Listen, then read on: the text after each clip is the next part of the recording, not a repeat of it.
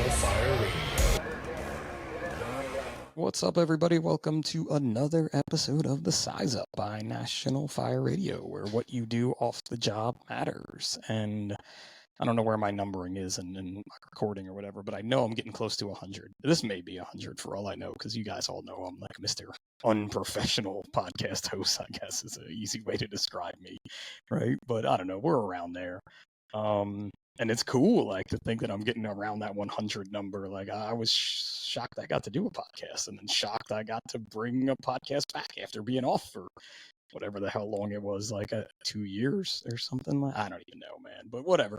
I just love that fact, and it's interesting because I'm not afraid to say anymore about pre-recording podcasts or whatever. Tomorrow is Thanksgiving, right? And here I am talking about, like, just I'm always thankful. I feel like I say it every episode that I'm thankful for the ability to meet new people, to help them share their stories, to learn. And I'm thankful to Jeremy, National Fire Radio, Sebi for all the work he does, all the folks there, my family for letting me do this, which is another interesting one. My guest and I talked a little bit, so I'll give you a little job story before I introduce my guest, I guess. Yes, I do work the 24/72 schedule. So the Cadillac schedule of firefighting.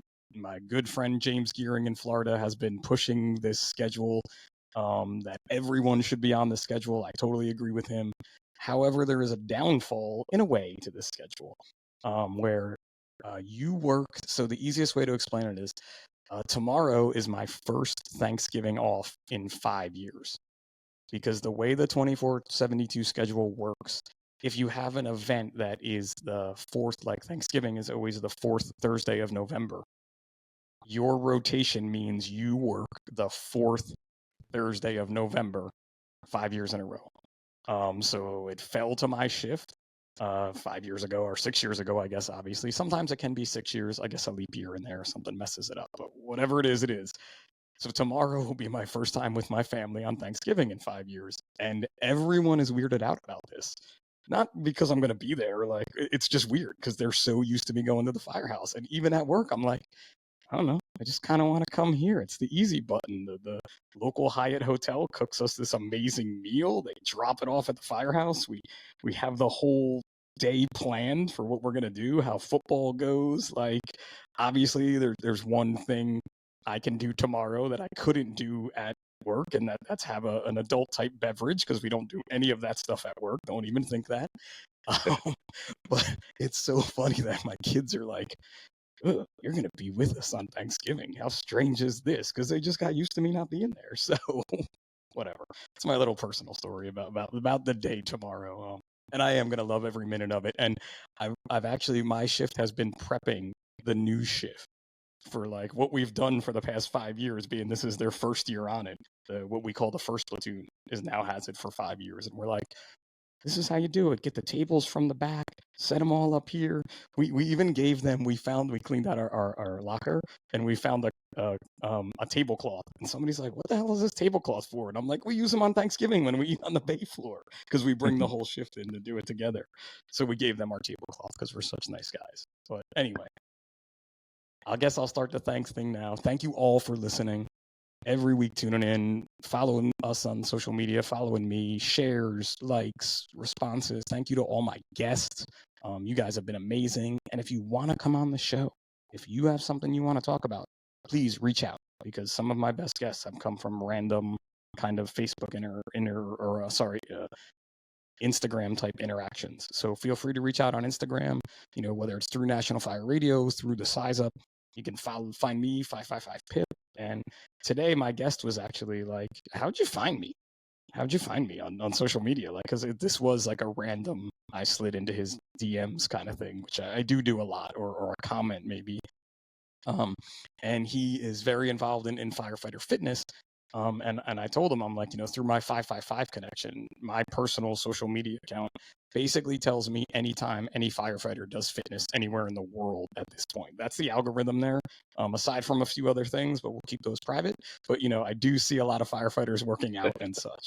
And I'm really honored to have David Perez with me today. And I didn't write down your social media account, which again is my own. I have your not-for-profit written down, but not your account. It's all good, man. How are you today, man?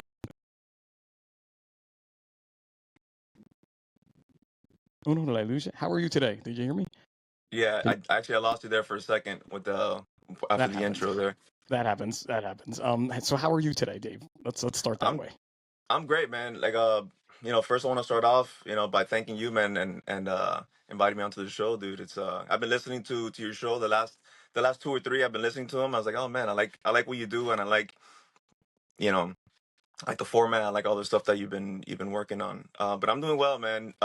Thankfully, in the season, in the I guess in the spirit of Thanksgiving, man. Just keep it simple as I'm thankful, dude. 100% thankful and very grateful. Um, let's start with that. I'm extremely thankful, man. There's nothing wrong with starting with that, right? It's almost like, do you feel like, because I know I feel this way, and even with 555, I have this old blog post that is like, I say thank you a lot. And, now fast forwarding 7 years from when I wrote that or whatever, I'm like, why do I feel like I have to apologize for being thankful? Or like, I don't know, it's a weird thing, right? It is, man. I think a lot of the times we take things for granted. We take things for granted, and something as simple as our health or our mental health or whatever it may be, man. We take things for granted and we expect things to be a certain way, and sometimes we get so caught up in our own bullshit of life, man, that we don't get a chance to actually take a step back. You take a step back and you look around at all the stuff that you've been through, stuff that you've seen, things that you've experienced, and especially being a firefighters, man. I mean, you've been on for what, 17 years, Oh, I wish. That'd be nice. 2021, coming on to 21. 21 years. Oh man, okay, okay. So you know how it is, man. We roll up on these calls, man, and unexpected things happen to unexpected people and unexpected times.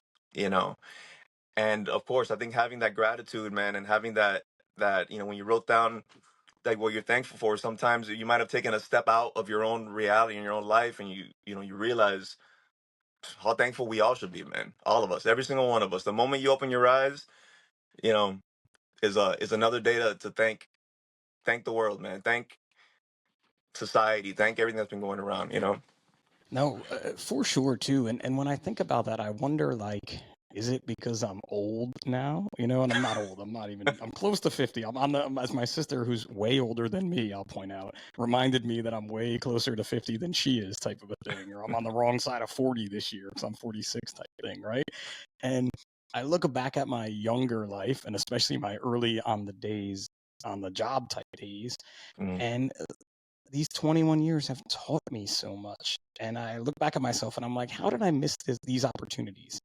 Like an easy way to compare it to the job for young firefighters is, you go to that early job and you're fighting the fire and you're all amped up and you're outside and you're kind of high fiving and your adrenaline dump is happening.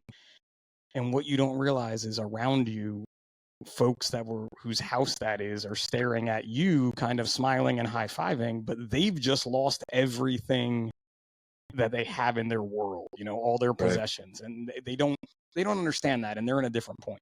And I've learned later in my career that that is something you have to really be aware of. And it's the same as like being grateful for things and waking up every day. Like, I don't know, I was young and woke up probably with a hangover way back when, and was just rolling out of bed like, what am I going to do today? Where here I'm waking up every morning and I'm like, what am I going to do today? But I have that different thought about it's another great day type thing.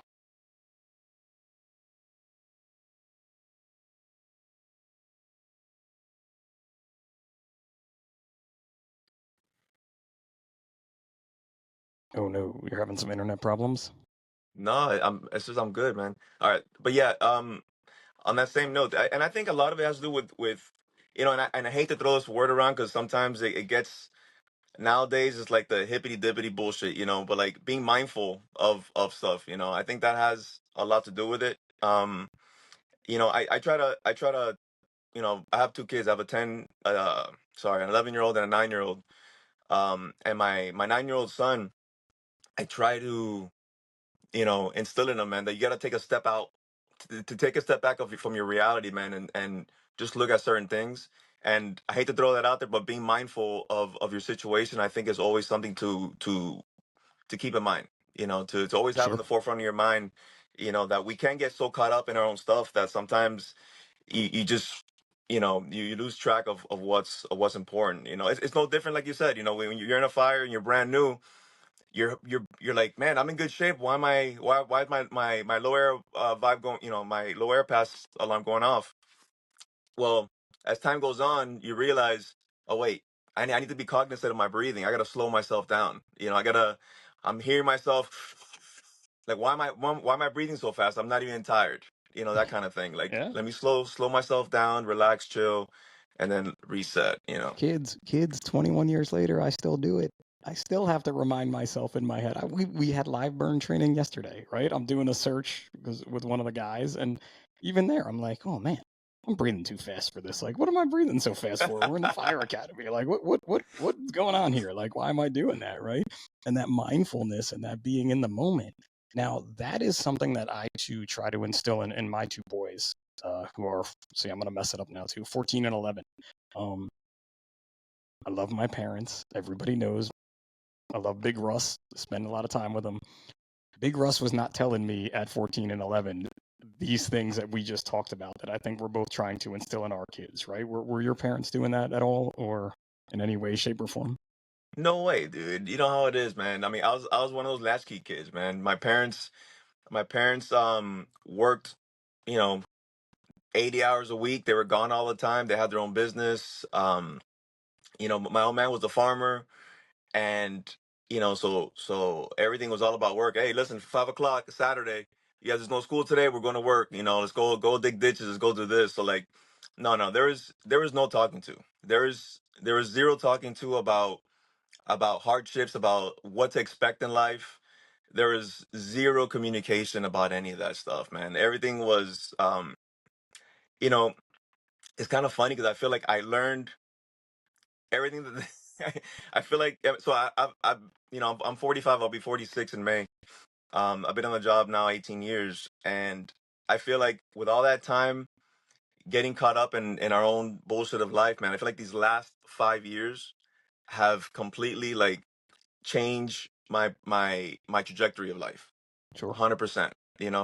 So for those who are listening, the story is I got diagnosed with occupational cancer in 2020. I was diagnosed with multiple myeloma. So I was 40 years old when I got diagnosed with that, and it's one of those weird things, man, where there's no cancer in my family. My grandparents lived to their 90s.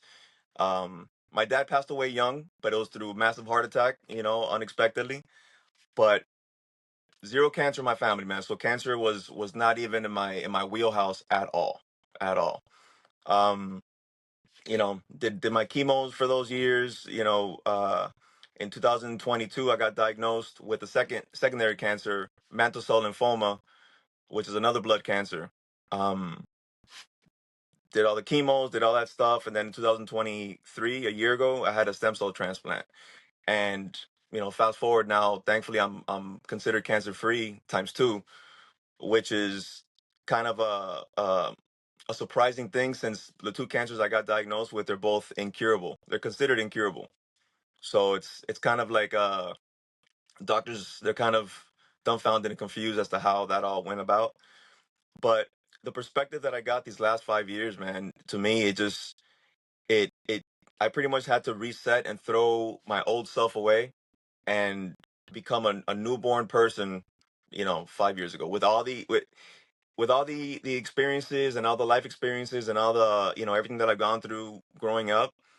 But the mind shift that I had 5 years ago, to me, it was like starting my life over again with all the experiences. You know how we say, oh, we can go back in time.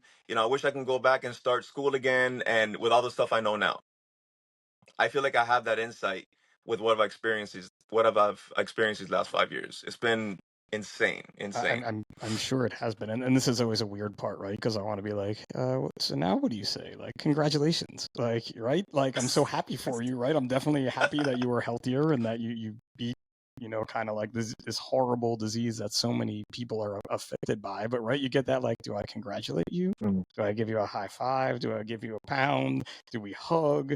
Like it has to be right. In 5 years, you went from what I can only imagine is the most ultimate low to then Yeah. back to the ultimate high. And you still have that fear that, hey, this could possibly return someday in life. Like how you said, like right now I'm cancer free. Um, and that is amazing.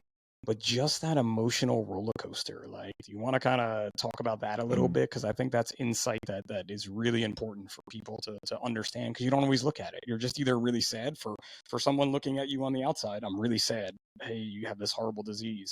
Then we all support you and buy T-shirts and do whatever we can.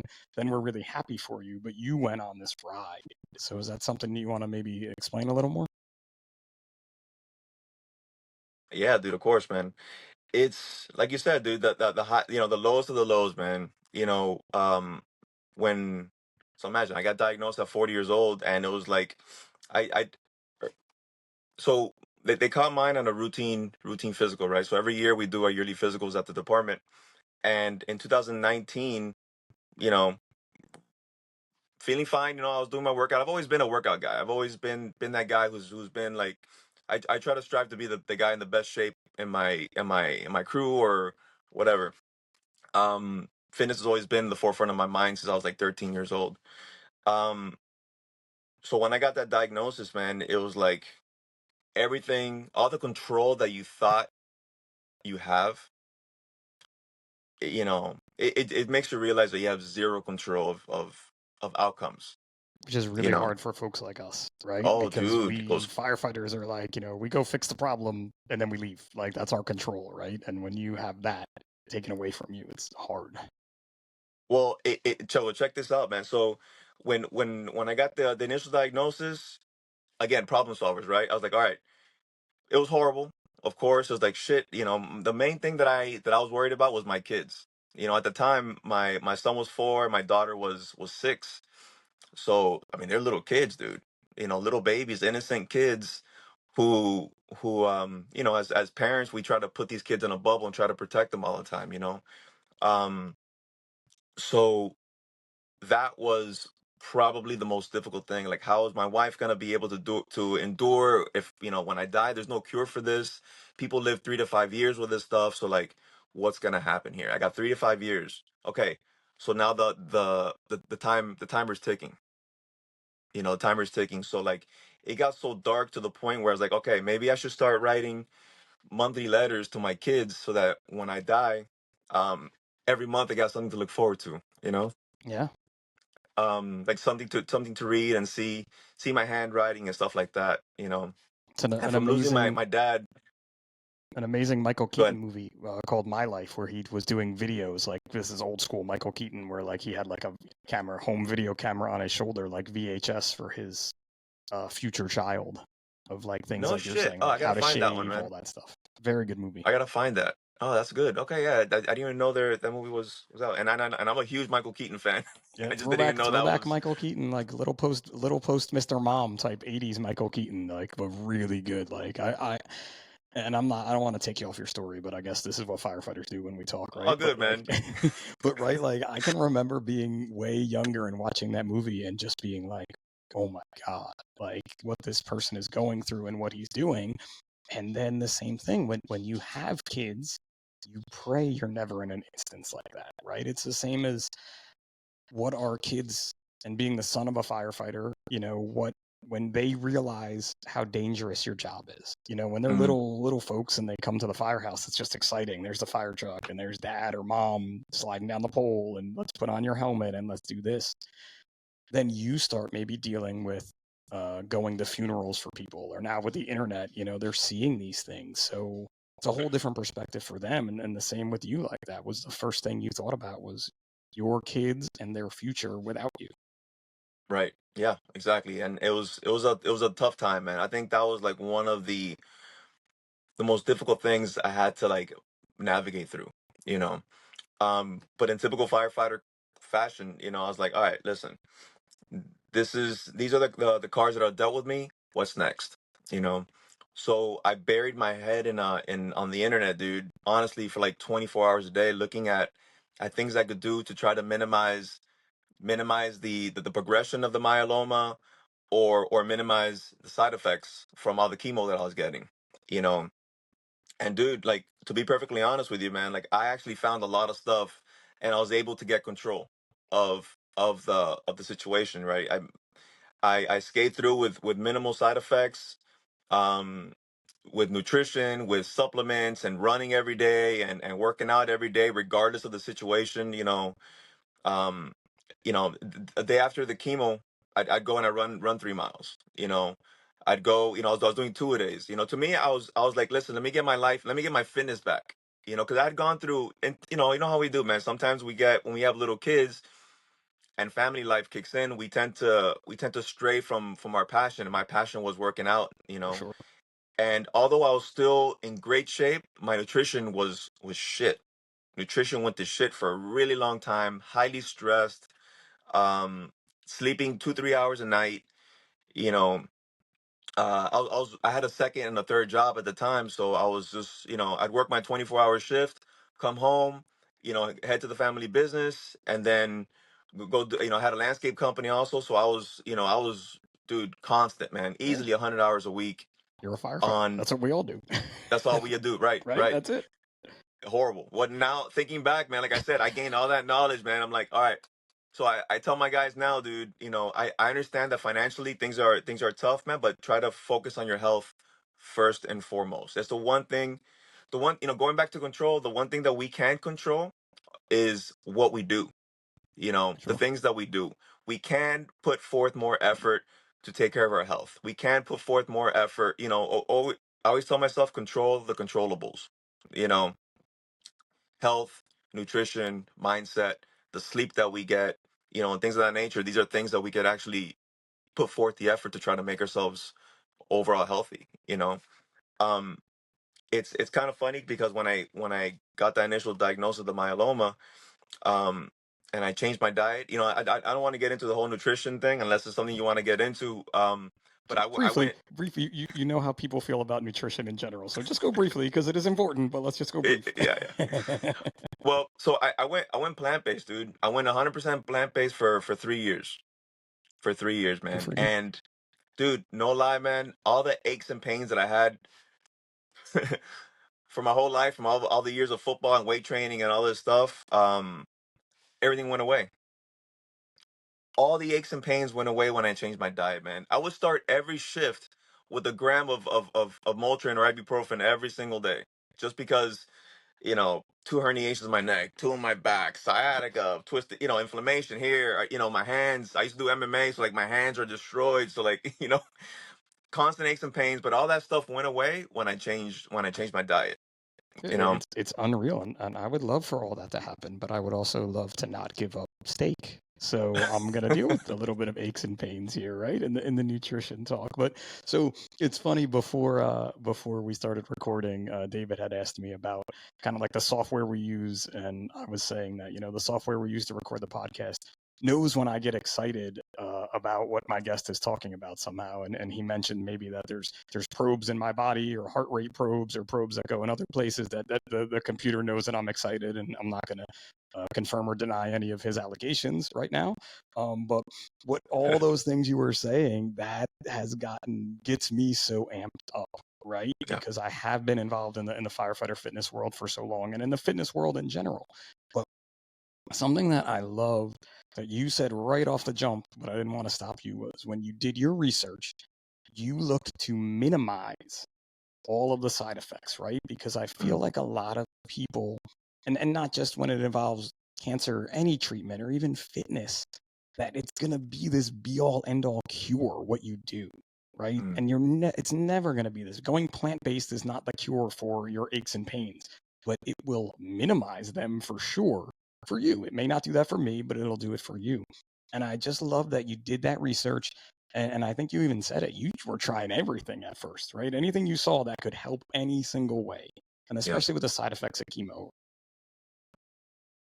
yeah, 100%, man. And what I started realizing was, it's not just one or two things that you got to do. So I developed something that's called, and it was just a way for me to memorize. When I go speak or whatever, I'm at the department or whenever I go speak somewhere, it was a way for me to maintain order for things that I can remember. So I developed an acronym called MEDS, right? So I can keep track of it. So it was mindset, exercise, diet, sleep, and then sauna was a real big thing for me. Um, so I had to throw all of it out of it. It's not just one. It's not just, oh, I'm going to change my diet and I'm good, or not just eat, these cookies, or not, avoid cookies and I'm good. No, no, no. In order for me, this is, I'm not speaking for anyone specifically, Sure. but for me specifically, I had to throw in all of these things in it for me to minimize my side effects and improve my mental health, man. Like being, going back to the original question was, the emotional roller coaster, right? So this was during COVID. Like I got diagnosed Yeah. I right noticed, I when wanted COVID to say started. that, like you said 2020, I'm like, Christ, the worst time in the world to be in the hospital, right? Like, right, Well, literally, for any reason. it was crazy, man, because like I felt like the whole world stopped for me at the same time. I was like, all right, this is my time.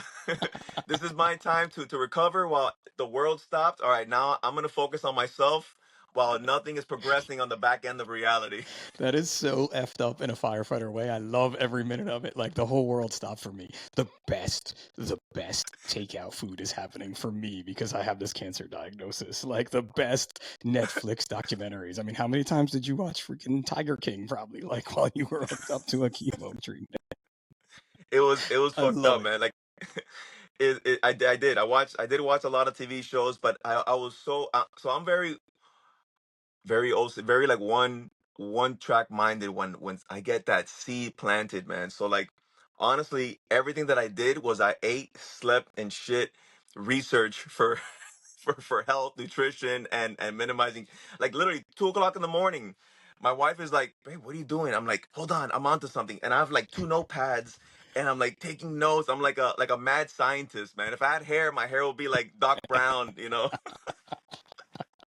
And I'm sure too, in this, and especially in that time frame, you found some kooky stuff out there too that was like, if you stand on your head and drink a glass of water and do Tai Chi at the same time, cancer will go away. You're cured. No, Yeah, yeah, dude.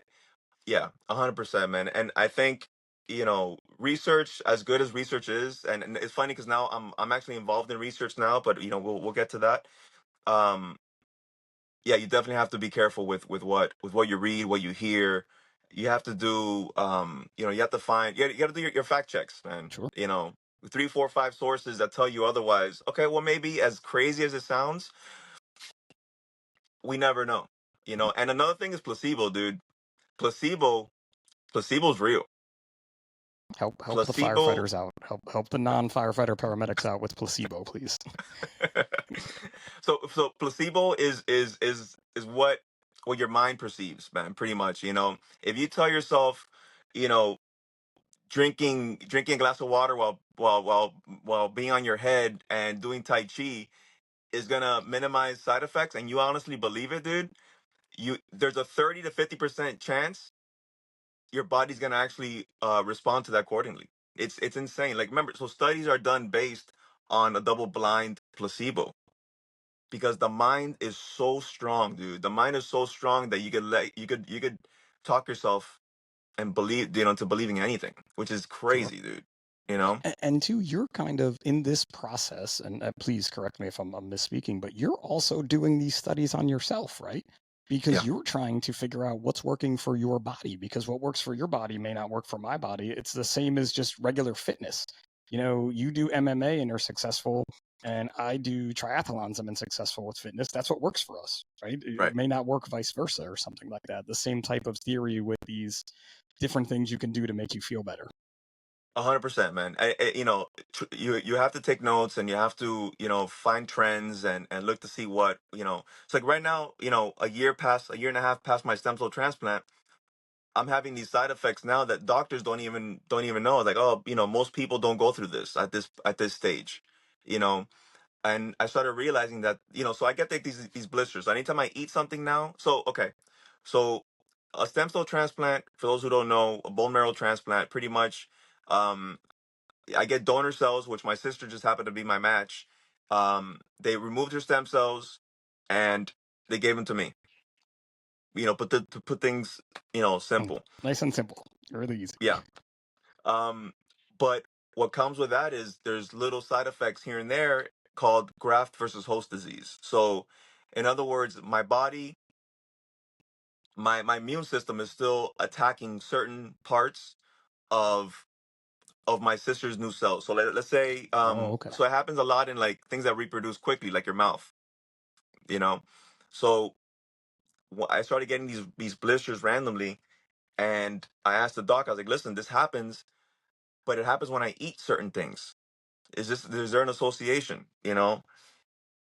They're like, "Well, there hasn't really been any studies on this." I'm like, "Okay, because these are my notes, and I show them every time I eat, Good for I you. eat this happens. When I eat this happens, and it started to look like almost like they're allergic reactions. You know, Sure. I get the watery eyes, the runny nose, the and the blisters are new, but just like when you get a severe allergic reaction, you get hives and things of that nature, man. Like you will get blisters in certain parts depending on what it is. Um, where so I started experimenting myself and doing like I was doing nebulized epi, and things of that nature, which actually ended up helping me, which Yeah, so again, I'll put my little paramedic hat on, and if my wife is a physician assistant and the smartest medical woman I know, medical person even, let's say I know. Um, but right, that makes sense. Your body is having some sort of reaction. The sympathetic and parasympathetic nervous system are going into effect to mm, that. So why wouldn't epi reverse that? Just like for me, if the guys at work slide me a cashew, I am going into anaphylaxis, and then they get to stab me with the EpiPen because that's all they right want to do, my lovely coworkers, in your before I eyeballs. retire.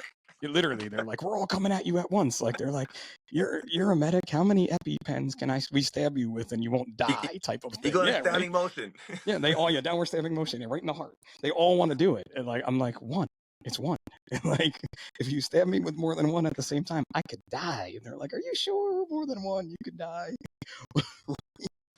I also love your movie line references, right? To Pulp Fiction. But Pulp Fiction. Thank you, love man. it. Oh, Appreciate that. bro, you and I are like we. I think we just became best friends. Let's go do karate in the garage type thing. Yep. Right. But that makes sense that the nebulized epi would help you, right? Yeah. And you're learning this for yourself, so it's like Mhm. so I don't know. I don't want to say the word beat cancer, but your cancer is gone and you're still taking care of yourself on this higher level, and you still have to be hyper aware of all these things, right? It's a never ending battle, man. It's a never ending battle, and this is something that's always on the forefront of my health. You know, you do take things for granted sometimes. Like I'm back at work now. I started working not on a rig, unfortunately, but I'm doing I'm working doing office stuff at the department now for the last like 3 months, 2 months or so. And again, I was so focused on my health, and I had all my free time to like fully concentrate 100% on things that I was able to do. Now that I'm back at work, my mind is like all over the place again. I'm like, okay, like a couple days ago, I told myself, I wrote in my little journal, man. I'm like, all right, stop being an idiot, man. Like get your shit back to. I'm very hard on myself, so I talk to myself like, you know, It's okay. re- I talk to myself all the time, so I'm glad we're not weird. You're not weird thank if you you, talk to yourself. appreciate it. Yeah. um, and I'm really hard on myself, so I was like, listen, man, you have to stop being an idiot, get your shit together. You're giving this second chance.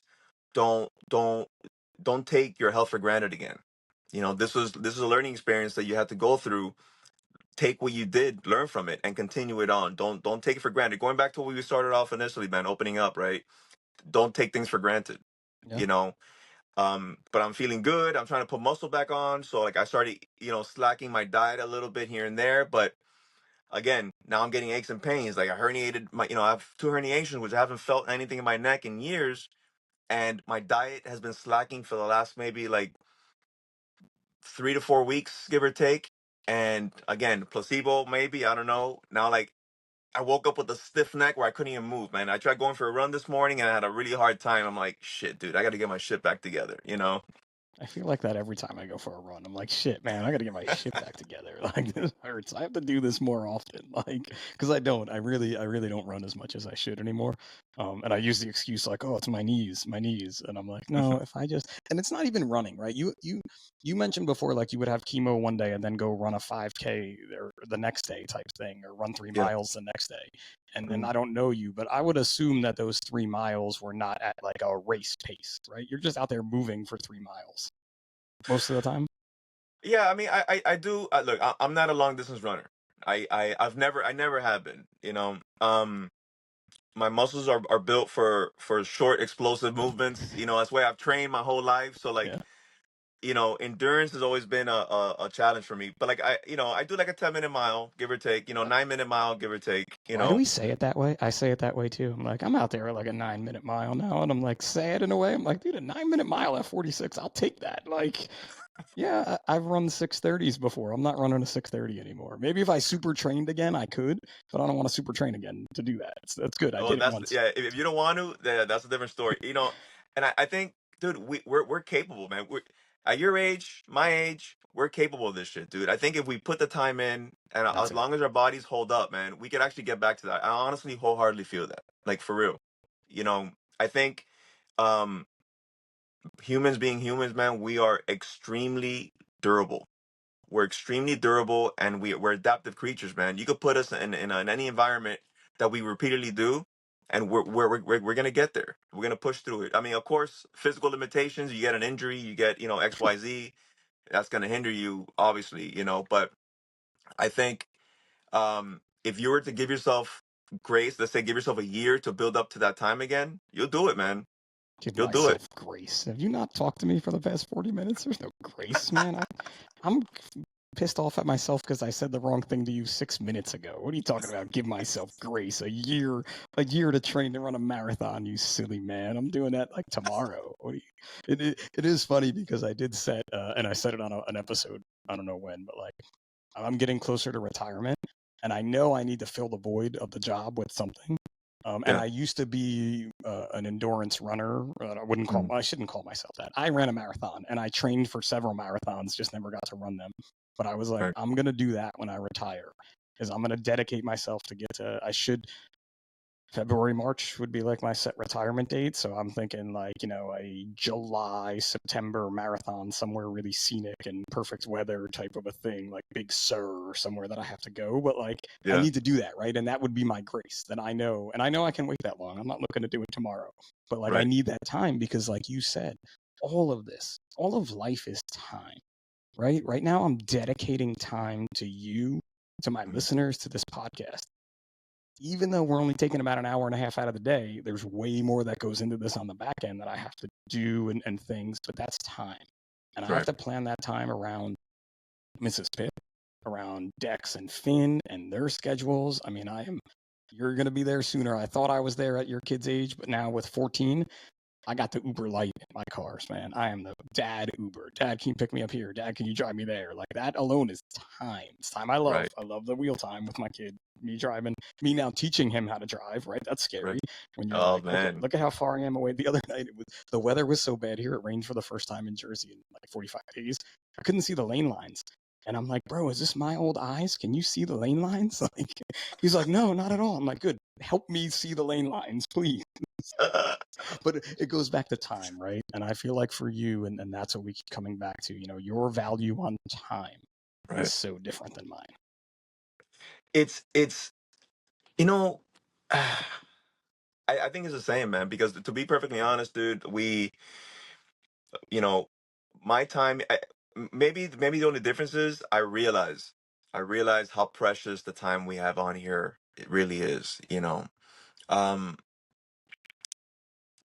yeah, and sometimes it's difficult, even still, with what these last 5 years, what I've been going through, man. It's kind of, I have to remind myself, 'cause I get caught up in things that I feel are important, but they're not as important as other things that I should put more higher value on. You Sure. know, I value my kids first and foremost, above all, hands down, right? 100%. Like, Um, change your life when you have those kids. Like, there's no. dude, yeah, it's crazy, man. It's something that you can't even explain, man. It's just yeah, it's It's a It is. weird. I describe it as it's the best and worst thing you can do for your life, all wrapped into one. I have had the highest of highs and the lowest of lows with my two loving boys. Like, Same and some here. of those lows were Absolutely. like, please just stop crying. I've done everything. Why are you still crying? The absolute. No, you're right, man. That is true. The highest and the highest and the lowest of the lows of them. But It's true. everybody should try it. Fact for sure. If you have an opportunity to, great, man. I think it'll change your life. For Unless sure. unless look, not everybody should have kids. If you're a selfish person and you value your freedom and you value yourself more than anything, do Maybe think not about have it some more than kids. we did. Yeah. Yeah, don't have kids no matter what, because once you have kids, it's not about you at all. Get a dog. Try the dog first. That alone. She's A actually pet being rock. so she's a pet rock. Mine is actually being so good right now. I'm like, oh, she's finally got it again. That this is what we do. I took like a month or two off from recording for the summer again because my boys were home and I didn't want to be doing this while we had Yeah. this time together. Because it was unique. They usually do stuff in the summer. Like a lot of stuff. And this year, just the way things worked out, they were gonna not do a lot of stuff. So we had a lot of this home time. And I'm like, I don't want to be sitting in this my office recording, talking to you, no offense, but like while I get they're it. playing video games and doing their thing when we could be at the beach, climbing mountains, whatever we were doing, you know what I mean? Right. Yeah. Um, and so she forgot that she had to be quiet for these. And we went back to this old thing of, okay, you're going in the basement. You'll see episodes where I leave the show because I have to put her in the basement during the show. So today she's being so good, but that's all it, right? It's that you can't be selfish. You know, you have Right. to give to someone else. And with Right. kids, that's it. So Yeah. sorry, Dad Absolutely, rant man. over. What kind of dog do you have? The kind of dog you don't want. She is a half Dalmatian, half pit bull. Half Dalmatian, half pit bull. That's a first, man. That's It's an experience because she is a stubborn ass Dalmatian and a ferocious looking pit bull at the same time. So, a most really loving dog you'll ever meet. Like, that's cool. she's on my lap all the time type thing. But when my boys are home and that poor Amazon man just wants to drop off our toilet paper, she is ready to kill him. Like, No shit. yeah, like especially with the boys, than my wife and I. But yeah, she is so protective of them. So we've had her. It's actually interesting that you brought this up. It is like 9 years, almost to the day today, since we got her. Mm. So she's been great. Very cool, man. Um, Let's have the firefighter who beat cancer on my podcast, and we're going to talk about my dog. dude, it's life, man. This is Right? this is what life is about, dude. I love it. I do love it. This is what I love about doing this. Like I told you beforehand too, and in that little thankful rant, right? We just talk about things, and it kind of enjoy life. And again, you're so full of life that I feel like that attitude, and I know that wasn't your attitude the whole time you were going through chemo and treatment and then this and your diagnosis and then your second diagnosis. It's impossible for anyone to be as positive as you are right now. But you were able to rebound, I would imagine, right? And you were able to realize how important this attitude is to you. I think the attitude was everything, man. You know, when I was, going back when I was with that initial treatment, right? We talked about control. Um, I thought I had the myeloma in the bag. I was like, I got this. I'm fine. I was gonna go back to work. Okay, so funny shit. So I was gonna go back. I told myself when I got the diagnosis, fuck this. Give me 8 months and I'll be back. Give me 8 months, and I'm telling myself 8 months and I'll be back. So I got myself, I maintained in great shape so that so that when I when I'm better, right? When I beat cancer, right? So I had that mindset honestly from the beginning. Like I went through my down, and then once I took a step back and I was like, all right, let me get my shit together. I actually told myself I'm gonna beat cancer. I'm gonna tell myself I'm gonna beat cancer. Cancer is gonna be a blip in the radar when I'm 80 years old. Nice. This is gonna. I got diagnosed as a learning lesson to slow the fuck down. Okay, all this crap that I was doing, running around for this person, running around for this person, running around for everyone else, ignoring myself was a learning lesson. This is why I'm so stubborn, dude, that I needed to get cancer to beat me down to realize what's important. You know. Um. So I was like, all right, 8 months. I'm gonna come back to work, guys. I'll be back. I'll be back by October. October fucking came and it went. You know, um, February actually I got in remission. For myeloma, so I was on a maintenance medication and I was doing great, right? Um, that year, that September, yeah, in 20, yeah. So obviously that didn't come, right. So I was on chemo for another year or so, another few months. Fast forward to 22, right. I had myeloma pack, like I said. I was like, I got this, man. I'm minimized all the side effects. um I'm golden. I'm gonna come back to work, not in a truck, but I'm gonna come back to work in a administrative Sure. position. But before that, the ego was telling me, I'll be back on the truck in 8 months. I'll see you guys later. Keep my seat warm, man. Don't Keep get my don't fucking get seat somebody in warm. here, man. Yeah, this is my seat at dinner. Don't let that kid sit in it. For Like sure. This I'm is my coming. Sunday Kelly day. Don't take my Sunday Kelly. I'll be back.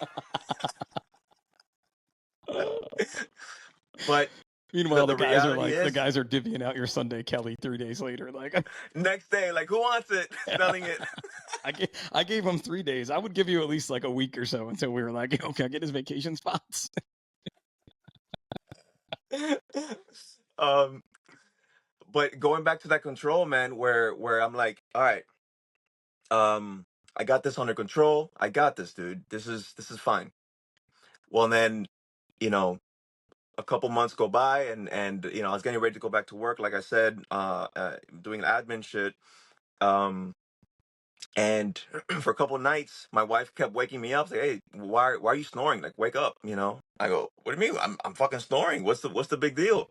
We do this. Because I never snore. Yeah. Go figure.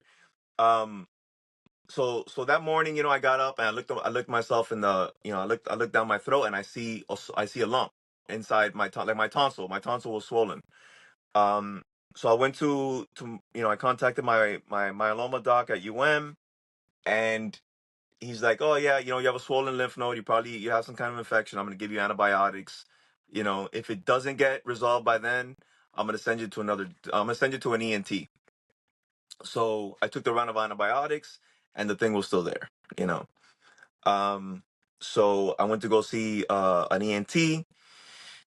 She suggested I do a tonsillectomy. That way, they could biopsy the whole thing to make sure I'm clear, nothing, and everything's good to go. She's like, but no one assumed there was anything else, right? Sure. Um, so they biopsied it. They took it. She called me back into the office. She's like, listen, I hate to say this, but you have lymphoma. You have mantle cell lymphoma. I go, what's mantle cell lymphoma? She's like, honestly, I'd never even heard of it. It's another rare, incurable blood cancer. I was like, fuck. And then that's when I hit rock bottom again. Sure. You know, I hit rock bottom, dude. I'm like, shit, dude. Like, again, right? You think you have things under control, and then life just fucking takes a bat to your kneecap. Nancy Kerrigan rolls through, or Yeah, no, that Tanya was. Harding comes through Oh and yeah, just yeah. Tanya Harding comes it, through. Waka she crowbars your knee right from under you, right? reference. Um, so so yeah, dude. When that happened, it took me a week to recover emotionally and mentally, man. And I'm like, all right, I'm down. Let me pick myself back up. Being down here in the dirt, having that victim mentality has never helped me. I'm not a victim here. I'm gonna find a solution, and I'm gonna see what I can do to improve this again. So I did, man. I had to go back through it again. I had to like reset and just throw away all the myeloma stuff, because the stuff that I was doing for myeloma was counter. um, Not gonna work for this one. Yeah. yeah, it's not gonna work for lymphoma. The medicines were different. The chemos were fucking extremely hard on this one. Like, these were like leukemia medication, like top, like full dose leukemia meds, on this one. Um, and I had to be in the hospital for like 4 or 5 days at a time. Getting, I had a so that they would give me a pick line to be put in. But what was on the forefront of my meds? I always use that med system that I created as a model for me to maintain myself, right? As a guide, like my own little personal SOP. So exercise was part of it. So I'm in the hospital for 2 3 days, and I had to go back every other week to redo the infusions. And when I'm in there for the first time, I'm like, the PICC line's coming out, right? Oh no, no, this is gonna stay in. Yeah, You know, I was forever. like, No bicep curls for you, buddy. well, they're like, no, but you can't work out, you can't do this, no sauna, no this, no that. I'm like, I need this pulled out. I need this pulled out. Well, what do you mean? But you're gonna be back in 2 weeks. I go, no, no, no, no, no. I can't. I cannot maintain my mental health, mental stability, Sure. and my physical if I have this shit put in. If I have this in me where I can't work out, like I can't just sit in my house vegetating because I'll go crazy. For that, just stop everything and I'm done. You So you know, took the stick every 2 weeks over leaving it in? every 2 weeks, dude. Yeah. Oh man, I would have figured out like how to get my arm outside of the sauna type thing. And do lots of leg days. I mean, again, I'm heavily tattooed, but it doesn't mean I want to take the stick every 2 weeks if I don't have to. So I would have been like, yeah, I got a sauna with a hole cut out of it for my arm to stay out there, and I'm gonna sauna this way, and like, no bicep curls. I'm not gonna be fist pumping this weekend, but I'll do a lot of Now you legs. fucking tell me, dude. Where were you? Where were you a few years ago, man? Listen, I'm an idea guy, man. You didn't tell any firefighter this problem because it took me all of 3 seconds to be like, cut a hole in the sauna and stick your arm out of it, bro. Any firefighter would have been. See, sometimes, folks, it's not good to keep things to yourself. You go to the firehouse kitchen table, and maybe you throw a dude a pen and a paper, and they're going to come up with a solution for you in a heartbeat. So, anyone, I'm offering my services, both medical and non-medical. I make no guarantees the answers are right and that it will work, but it sure did sound good when I said it. Didn't I? Cut a hole in the sauna. Disclaimer. I Yeah, love your yeah. disclaimer. It may not work. You may not be allowed to do it with a pick line, but I'm thinking you stick your arm outside. You're good.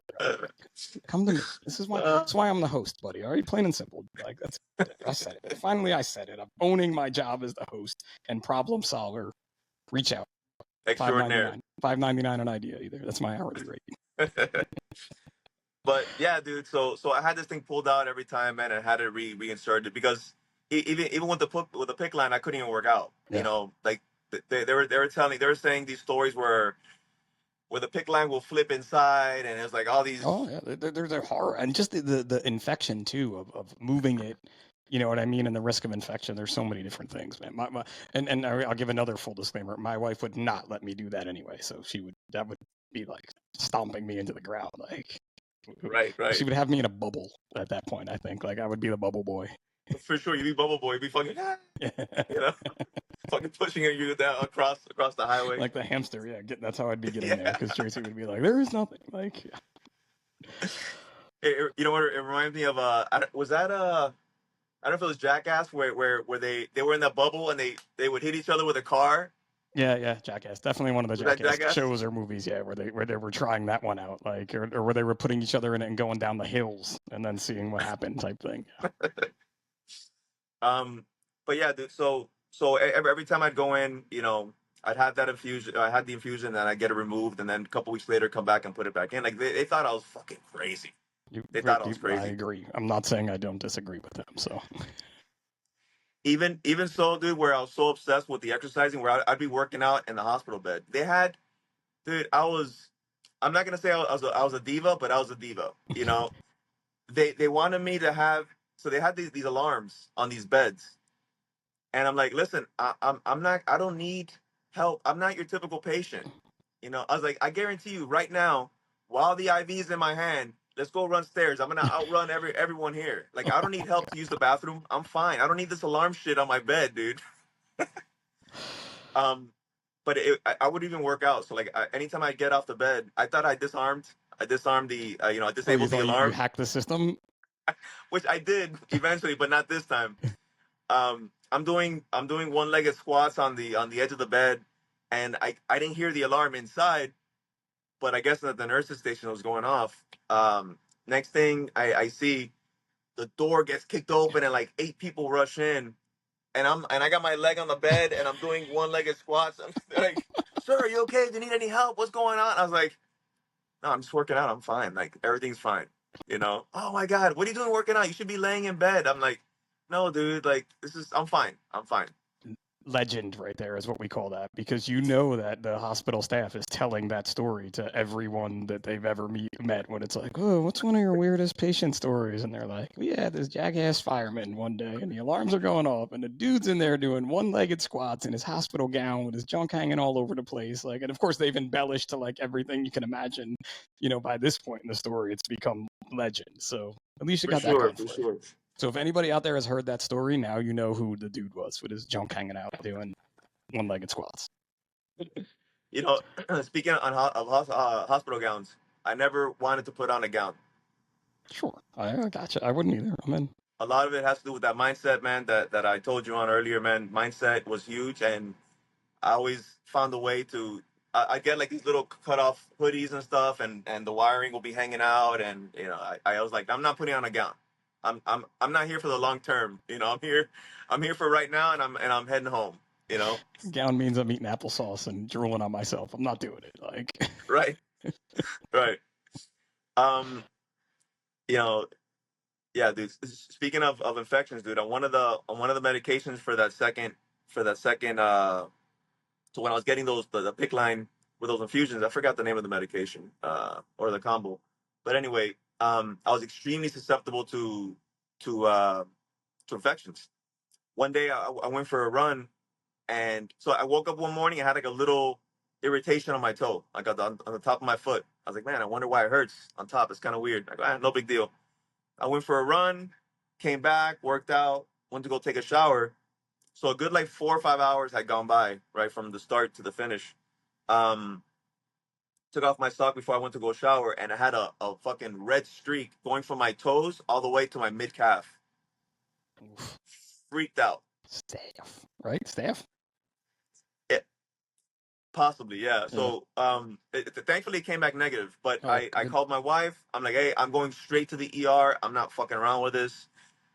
She's like, oh, but it's only a little. I go, no, I'm out. I'm out. I don't want to deal with this. Yeah, because that So I little one got keeps growing. It just keeps going up and up and up, and there you go. Like it's again another like, hey, firemen, when something is different, we right, need to get checked out, right? And we're 100%. learning, and I've said this on other shows, and I say this to everyone. Like, had you told me 21 years ago, I would be more afraid of blood cancers than anything else. And when people think firefighter cancer too, for my non-firefighter listeners, everybody's like, oh, lungs. Listen, we're well beyond that now with our SCBAs and when we're wearing them and Right, breathing air. And we just had a job the other day, and we're all in SCBA long after the overhaul because of the CO levels in the building. So we're all beyond that. different times. Yeah, Different times, and now it's these blood cancers, like you're saying, right? But the same thing, because I know you're big onto the education end, and you said this a few times, and I know I've heard it loud and clear. But like when you notice a little difference, you noticed your wife noticed you were snoring, you noticed a little lump here, go get checked out, because how many stories have we heard, and I know yours have to be more than mine. Oh, I had this little thing on my toe, and then it went to my foot, and then it went up my calf, and then it went. No, that's different, dude. You feel right. something different, go get checked out. Like go to the next level. And even one person may say, like how you kind of said, you went to your cancer doctor first, and they were like, oh, we'll try this, right? Okay, you tried that, it didn't work, you got to go to the next level, and they still didn't even know what it was, but they knew Yeah, something was wrong. So that education, and I know you're really big on it, like educating folks to do something when you see these changes, especially for us. dude. That's the one thing that I talk to all my guys about, man. Like, don't. It's a scary thing to. It's scary, man. It's Yeah, 100% scary to be. If you feel a lump somewhere, you think forgetting about it is what's gonna help you. No, dude, it's gonna make it worse. Because if you can catch something early, it's it could be the difference between obviously saving your life, saving a limb, or whatever. If they catch it early diagnosis, man, honestly, saves lives. a yeah, hundred percent, 100%. With myeloma, if thankfully, so I didn't have many symptoms. As time went on, I started to feel the fatigue. I started to feel I started to get bloody noses. I started to get things of that nature with my initial diagnosis. Um, the telling point for me was we did a multi-company drill at work, and for the first time ever, at this point was 15 years into my career, for the first time ever, my senior officer had to pull me out of a fucking culvert. We're just training, and I got fatigued. I got tired, and I'm like, they're like, Dave, are you all right? I go, yeah, I'm good. I'm good. I'm good. You need help? Don't just. I'm good. Let me get out of here. Let me figure it out. And I had to tell myself, I had to swallow my pride, swallow my ego, and my officer at the time was Dave. I was like, it's like, fuck, I can't believe I'm gonna ask for help. Hey, Dave, help me out, man. Help me out. He pulled me out, and even my training guys were like, dude, you okay? Like, of all people. Yeah, we're not used to I this. go, I don't know, man. I'm fucking tired, dude. I don't know what's going on. I feel like I told him I feel like I'm wearing. I mean, I'm wearing my gear, but I feel like I'm swimming in molasses.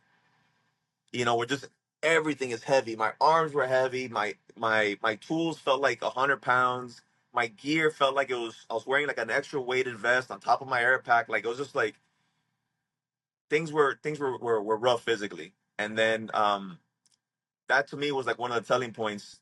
So when I went to my doctor and we did the routine labs, um, they saw my red blood cells, my red and my white cell counts were off. They were all high. So low. They're low reds, low platelets. It was high protein, high calcium, low white blood cell count. And then that's when they ended up sending me to a specialist where, again, for those guys who are going through stuff, get a second and get a third opinion. Get a fourth fucking opinion. Go somewhere else. Go to a different state. Thankfully in this country, man, we have options to go see different doctors in different hospitals. And the first lady that I went to, she said, "Oh no, firefighters aren't unless you were in 9/11. There's no Yeah, there's no yeah, yeah. confirmation that firefighters get higher incidences of cancer." And I'm like, "No, what is going Yeah, on here? Am I am I time like for at a the new Twilight doctor. Zone, man?" Yeah, especially, I mean, again, looking back 2017 or 2020, we're saying. So no, that was, yeah, we were just really getting into this now, and I think Yeah. that's one of the things, especially with speaking on the cardiac related emergencies that we were having at such a high rate when I kind of got into this whole thing. Mhm. Number one reason we don't go to the doctor is because we don't want to know there's something wrong with us, right? Like, Yeah. New Jersey just passed presumptive cancer this year.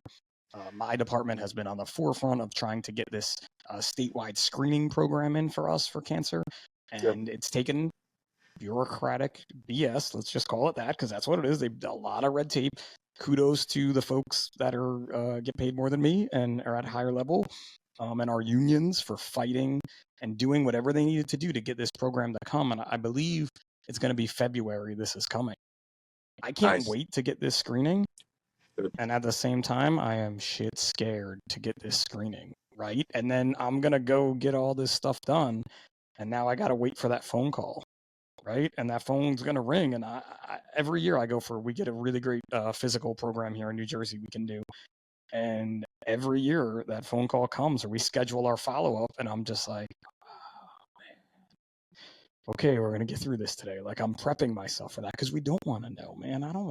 I do want to know, but I don't want to know, right? But getting screened early, like you just said, whatever you can do, go and do it.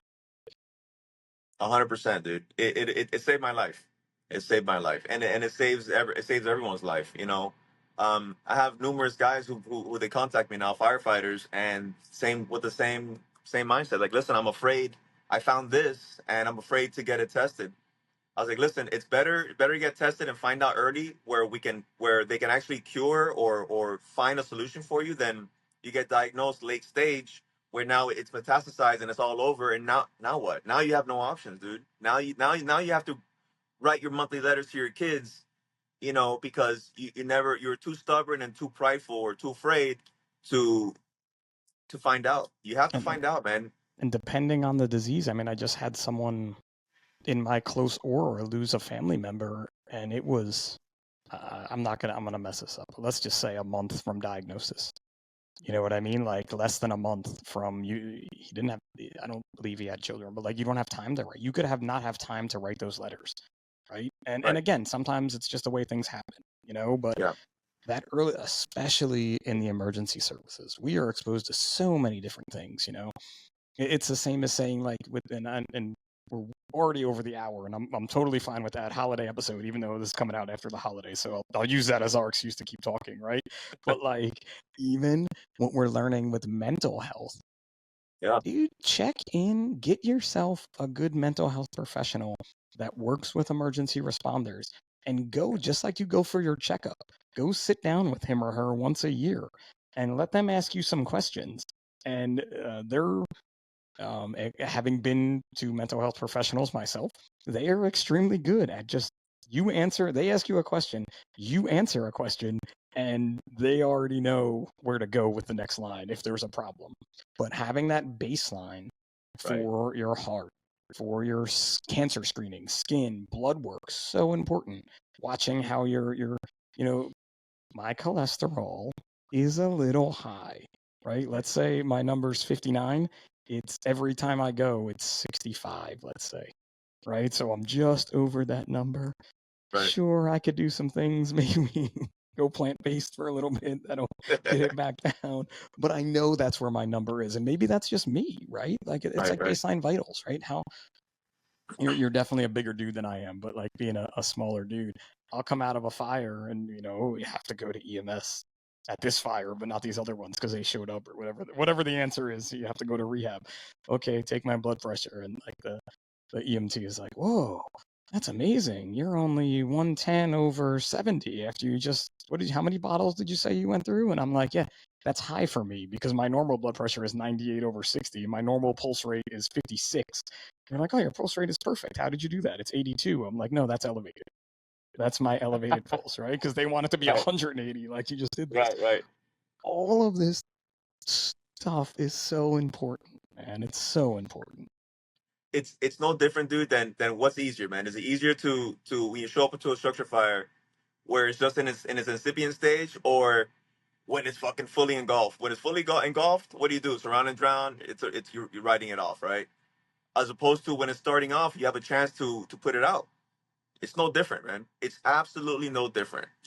Oh my God. Like, we're going to end the podcast now. For the folks that aren't watching on YouTube, my mouth just dropped because I've been doing this game now for a minute. Let's just say that. And no one has ever used that fire analogy to talk about how to treat medical issues for And firefighters.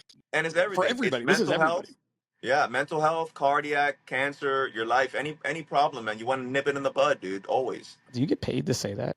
Like, I hope you go places and people pay you money to give that answer because literally, if you can't figure it out from that, that's it, man. That is so it. Yeah. David, I'm so happy we met. Like, you've changed the trajectory of my life in this podcast. It's the first time I've said that to a guest, but like, literally, the probe is going off right now. Like that, Is it throbbing right now? it's You're totally throbbing. The probe is totally. It feels great. It feels amazing. Like, it feels amazing. Bro, I'm gonna take that line and go and make money off of it now, right? Because like you can build such a big program off that. Oh my God, my business mind now. You've activated. You're a new superpower activated in Pip's firefighter ADHD. But right, everybody, did you hear what he said? Get to a fire early. What do we do? Like the same thing. Catch these things early, right? Before they're that big firestorm, and we really can't. Sure, we're doing something, but you really can't do anything. right. Exactly. You silenced me. Where do these folks find you on social media? I can't keep going now. You ended the podcast, bro. I was ready to go long. We still have to do the size up 10, but yeah, I'm done. Where do they find you on social media? Can't. Social media, get fit with cancer. I got to be a little more active posting. It's one of those things where, like I said, I'm back to work now, man. So I've You're ADHD, but I you're have an so office many slug. fires in the iron all over the place, man. So it's hard for me to like narrow down. So Monday to get Friday. fit with cancer. Monday to Friday Um, sucks. Sorry, yeah. I'm gonna say it. Sorry, I feel bad for you, bro. It's private sector, man. They expect results. When you do that Monday Oh, to I know, Friday job, they expect results. I know. Tell me about it. That's another story, man. I could talk to you for another 5 hours, man. But you're happy to be back at work, and that's what matters. You're back in firehouses. You're back around the guys, Right. like I always joke when I did the office job, now you see the whole department. You don't just see your shift in the way they act or your crew in the way they act, and Yeah. you learn a whole bunch of shit about people when you see everybody. Oh yeah. Yeah. Um. So yeah, social media, Get Fit with Cancer. I have a nonprofit called the Tiny Hero Foundation, where any firefighter that passed away or any first responder passed away, we raise funds for the children of firefighters and or first responders, police officers. The monies goes to for educational purposes and mental health. I'm real big on mental health. We can speak about that at another time. Um, and I yeah, love it. man, I love it. there's a lot more, I but wanted to talk more about the Tiny Hero Foundation. I even did the research. I see this is again my bad podcast host. Like when I was doing a little bit of research back on you, I'm like, oh, this is great. Like what he's doing, and I did notice the mental health aspect because it's something we don't even think about again while we're here. Is the mental health of our families, right? Because we know the epidemic of divorce in the emergency services, and this lifestyle is hard, and how hard it is on our kids. So why wouldn't you want your kids maybe talking to someone else about what they're feeling? Because they're not always going to tell you. I just my 14-year-old last night, his vocal coach told him some stuff about some things that he's involved in now that my wife and I have been saying for 3 weeks. And I'm like, oh, wow, that sounds familiar. But now that he said it, it's the gold standard. And then of my, course, my wise ass son, who I'm so proud of, answers back. Thank you, Mom and Dad, for being here and always supporting me in my life. I love you. I'm like, yeah, I'm about to boot you out of the car on the highway, but I'm so proud of you for being a wise ass too, right? But they need that kind of support. Even again, don't do it after we're gone. If you have the ability and you start to see some things with your kids, yourself, anything, do it while you're here. That's such a big thing. So 100%.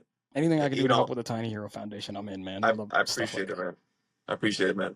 I Cool. appreciate you, man. Thanks for having me on, man. Wait, we're not It's done been a though. good We're not time. done. We have to do the size up 10. I can't just cut Oh, you.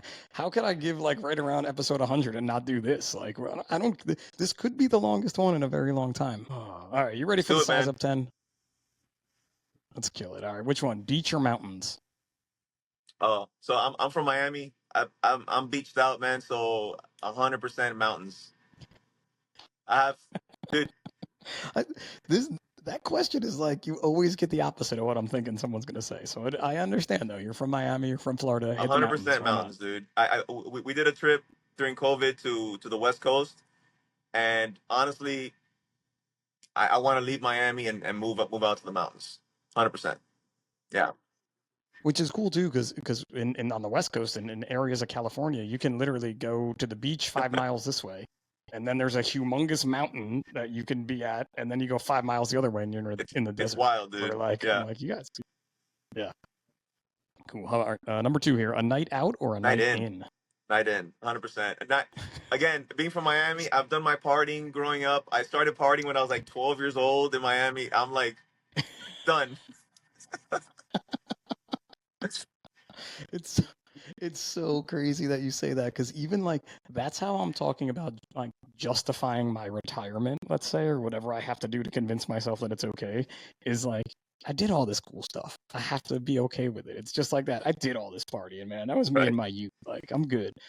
Maybe every now and again I'll make it to 10, 11 o'clock, but I'm out on those those late nights kill me. I think you've given me a lot of these already, but how about a movie everybody has to see? Everyone has to see. Oh man. I'm a big movie guy, dude. There's a lot of movies. I'm gonna go with okay.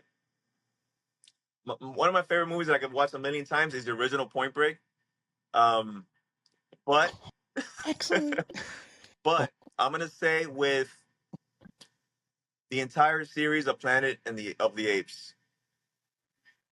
Oh, okay. See, I never got into Dude, Planet of the Apes, so that's just me. My younger son loves it, so he's totally in. But it's just I never made it, so that's a good one. Point. But Point Break, Yeah, I can get down on some the Point original Break. Planet though. If you go to the 1950s Planet of the Apes, dude, honestly, Yeah. there's something psychological about those, man. My kids love it, and they're like, they ask a lot of questions. Yeah.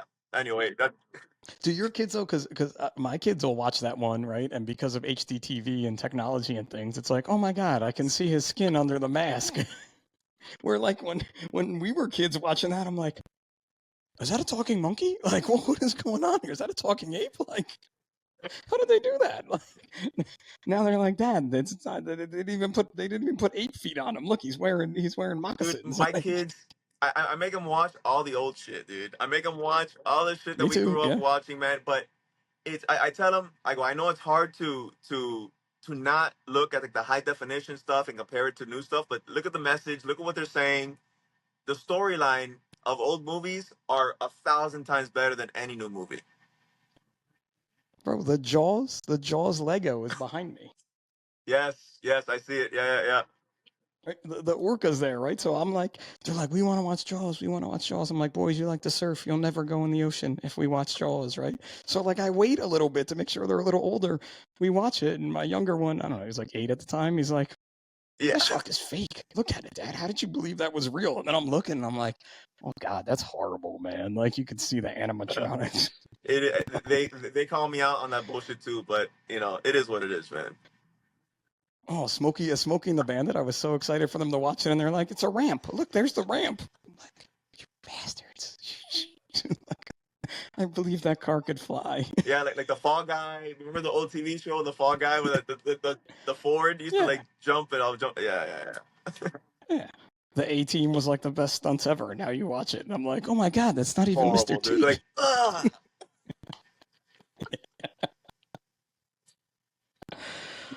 All right, we continue. We digress here as I tend to do in the Size Up 10. All right, you're on a cross country road trip. Who is your celebrity co-pilot? Celebrity co-pilot.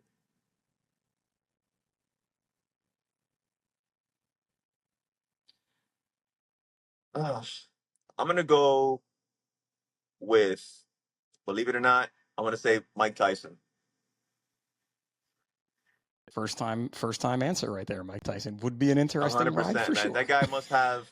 Look, I know he's gone through his shit and now this whole stuff Sure. with the new Netflix fight, whatever. But if you, I've been a fan of Mike Tyson since I was obviously a little kid, right?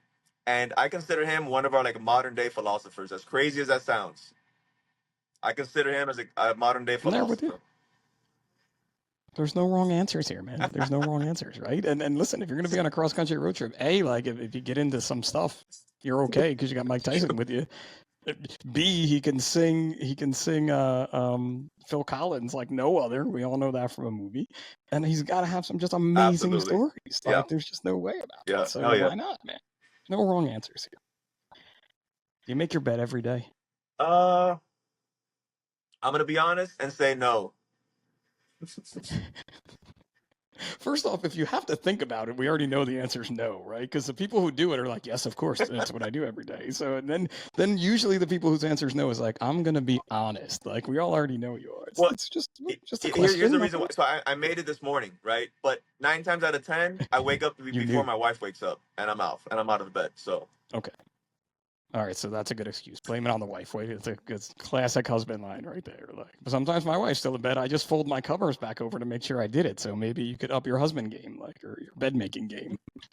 I start my day that way every day. She could be in bed. And it's funny because she does the same thing. Because some days she'll get up before me to go to work, and she'll fold her little side over cool, as well now. So I'm interesting. like, see, it All caught right, on. I like that. I like that teamwork. That's it. Yeah, Teamwork makes the dream work. She does a horrible job of folding her side over though. So sorry, I do a better no job. comment. Yeah, No, don't say that out loud on the podcast. She's not listening. By this point, she's for given up sure. listening to Yeah, me. She listens to me enough. I could even be like, "Hun, you gotta listen to this guy. It's great." And she'll be like, "All right, I'll add it to my queue." And then I'll be going through her queue to she'll be driving and I'll be DJing, and I'll be like, "Let me scroll through the podcast and see what she listened to." And I'm like, "Man, you haven't listened to me in two at all. months. One What are day you talking she still has about in your 100. She has queue?" 100 on the queue still. Yeah, exactly right. I'm like, I caught you in your lies. What a great husband. All right, give me a book everybody's got to read. Uh, there's a lot of good ones. I want to say, damn, there's a lot, man. Um, Fire service wise or leadership wise, I want to say extreme ownership is a good one. Love it. But It's right here, right there's a below me. lot of other ones, but yeah, I'll go with that. It's a good one, and that's a good one too. That I like to just pick up every now and again when I'm like, let me just pick like feeling down or I need something. I'll just flip to a page and read 3 pages, put it back on the shelf. Or That was cool. the two Goggin books, man.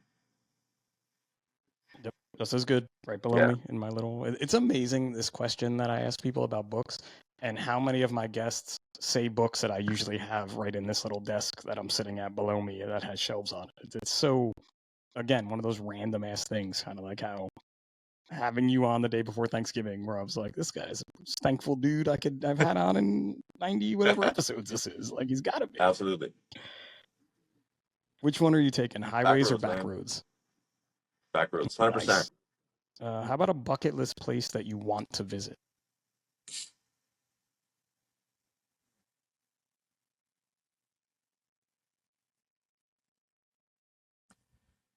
Uh, I want to say Peru, Peru, Machu Picchu, and do the Awesome. do the hiking over there. I think that's something what I want to do. Yeah. It's. I've thought about it. I don't really know whether it's on my list, but it would be really cool, And I've seen a couple of travel shows that have been there, like the acclimation to Yeah. get to it. You definitely have to do the acclimation. You're going to be Absolutely. Yeah. hurting because someone, I don't know if it was Phil or Bourdain or one of those guys, like went and did it and was It's, it's hard. not well, like It's on their hard TV shit, and show. I like Yeah, doing hard shit. So that's 100%. Yeah. Yeah. perfect for you. Nice. All right, which one is it? Which one are you watching? Is it football or football? Football or football. Um. So I used to be a huge football fan. I used to watch football all the time. I used to play ball, whatever. Um. But now that my son's a huge soccer guy. He loves soccer. He's obsessed with it. And I never kicked the ball. Being Cuban from Miami, back, that's the son of a farmer, zero soccer. Soccer was never our thing. It was always the other, either boxing or baseball was what we played. But I think for nowadays, football. I go with soccer. Yeah. Nice. I'm sort of right there with you. Like I'm still watching football, but I'm definitely way more into football these days. And I used to play it, and then I went the other way, and now I've kind of come back into it. So I it's think weird. it's But the talent those guys have, man. I never knew how much skill it required and how much time it takes, but and dude, the endurance, the endurance. endurance of it all is what really, like, the fact that you're out there for 90 minutes, most people, and you are moving across that humongous Yeah. field. Oh yeah. Being younger and playing it, you don't even realize it, right? You're just a kid and you're out there playing, kicking a ball You're, around and running. But when you look at people not our age, but not younger than us out there doing it, and like still older, I'm like, these guys oh are yeah. moving, man, and their athleticism is just, and it's beautiful when you watch an amazing. It's just like an amazing touchdown pass. An amazing goal is so gorgeous to watch, like, or an A amazing hundred save. percent. So 100%. I I think think I what like that happened with excitement. football for me, American football, they lost me once the refs started to get involved and like too many rules, and I'm like, you know what? Fuck, I'm done. I'm done. Right? So that's a great, man. We're never going to finish this episode, but that is such a great point where, like, in a soccer match, the ref has the say. And they are using VR now and things, and some things are getting overturned. And I think that's Yeah. good with technology. But it's not like football where it's like, oh, his hand scraped across his face. I mean, there's Yeah. soccer tackles that I'm like, he did get all ball, but that dude got jacked up, and we're just gonna keep playing on. Like, and you can bitch and cry and do whatever you want about it, but play Yep. on. Here we Exactly. go. So, Yep. all right, last question. The best advice you could give to your younger self, which again, I feel like I got to change this question because my guess, you've done that the entire episode. Now I put you on the spot. It's a one piece of No, man. advice. Honestly, I feel like this is a conversation I have with my kids every day. To be honest, I tell them keep going. I tell them who you are right now is not who you're gonna be for the rest of your life. This is just a little snapshot in time, dude. Snapshot in time.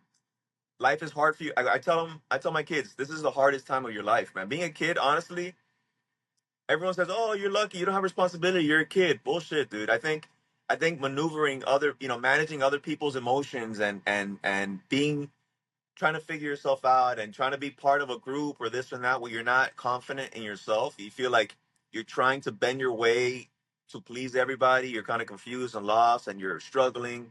I tell them, this is not who you're gonna be for the rest of your life. Keep going.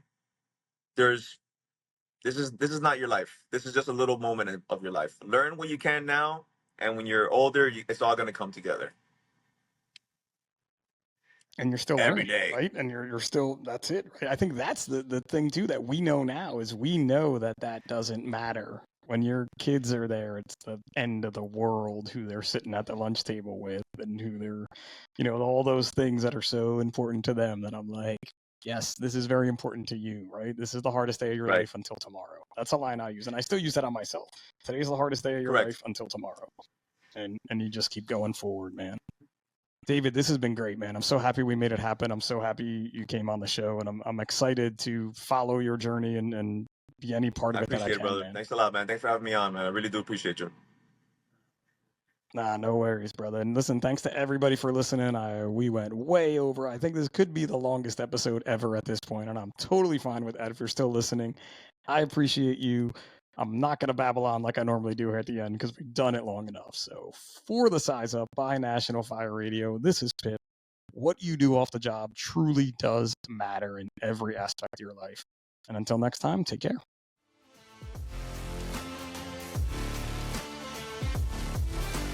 National Fire Radio.